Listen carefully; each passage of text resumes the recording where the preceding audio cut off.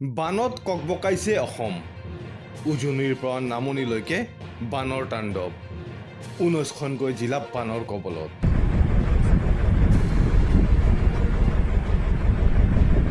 কাছাৰ, কামৰূপ, গোৱালপাৰা, নলবাৰী, মৰিগাঁও, শোণিতপুৰ, ধুবুৰী, শিৱসাগৰ, ধেমাজি, বিশ্বনাথ, বঙাইগাঁও, দক্ষিণ শালমাৰা, হাইলাকান্দি, নগাঁও, ডিব্ৰুগড়, হোজাই, লখিমপুৰ, কোকৰাঝাৰ, গোলাঘাট, চৰাইদেউ, কৰিমগঞ্জ, তিনিচুকীয়া, দৰং, বৰপেটা, কাৰ্বি আংলং, পশ্চিম কামৰূপ মহানগৰ, যোৰহাট, কাৰ্বি আংলং আৰু মাজুলীত চলিছে বানৰ তাণ্ডৱ লীলা।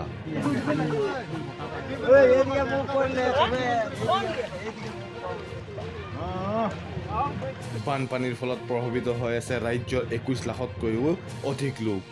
ধুবুৰীত সৰ্বাধিক 6 লাখতকৈও অধিক লোক প্ৰভাৱিত হৈ আছে।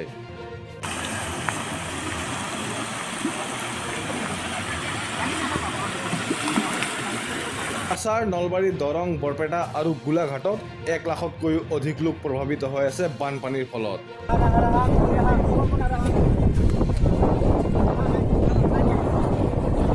ৰাজ্যৰ প্ৰায় 60,000 হেক্টৰ কৃষিভূমি এতিয়া বাঢ়নি পানীৰ তলত।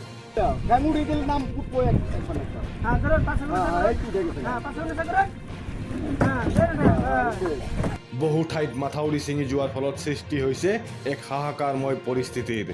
নিৰাপদ স্থানৰ সন্ধানত ঘৰ এৰি পলায়ন কৰিছে বান প্ৰভাৱিত হাজাৰ হাজাৰ লোকে।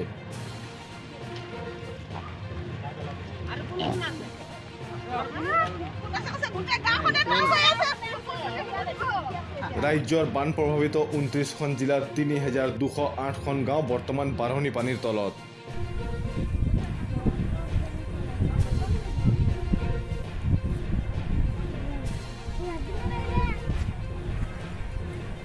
বানপানী আৰু ভূমিস্খলনৰ ফলত চলিত বৰ্ষত ৰাজ্যত বৰ্তমানলৈকে 52 জন লোকৰ মৃত্যু হোৱাৰ বাতৰি পোৱা গৈছে। নেৰানেপেৰা বৰষুণৰ ফলত নৈ উপনৈসমূহৰ পানী ফেনে ফুটুকাৰে বৃদ্ধি পাইছে।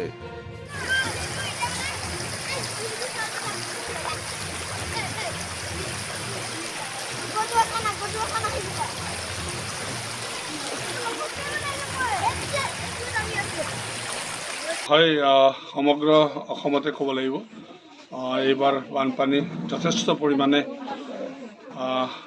বেছি বুলি ক'ব লাগিব। যিবোৰ অঞ্চলত আমি আগে পিছে ঘূৰি ফুৰিছিলোঁ আৰু যিবোৰ অঞ্চলত আমি বানপানী দেখা নাছিলোঁ তেনেকুৱা জেগাবিলাকতো এইবাৰ মাৰ্ঘেৰিটা সমষ্টিত বানপানী হৈছে। যথেষ্ট গাঁও আমাৰ এফেক্টেড হৈছে আৰু যথেষ্ট শিবিৰ আমি পাতি থৈছোঁ। তাত বহুত ধৰণৰ কিছুমান শিবিৰত 400, কিছুমান 500, 700, 800লৈকেও মানুহবিলাক আছে। কিন্তু যোৱাকালিৰ পৰা অকণমান পানীটো কমিছে। মানুহবিলাকে নিজৰ ঘৰৰ পদূলিমুখত চাই আছে কেতিয়া ঘৰলৈ সোমাব পাৰিম।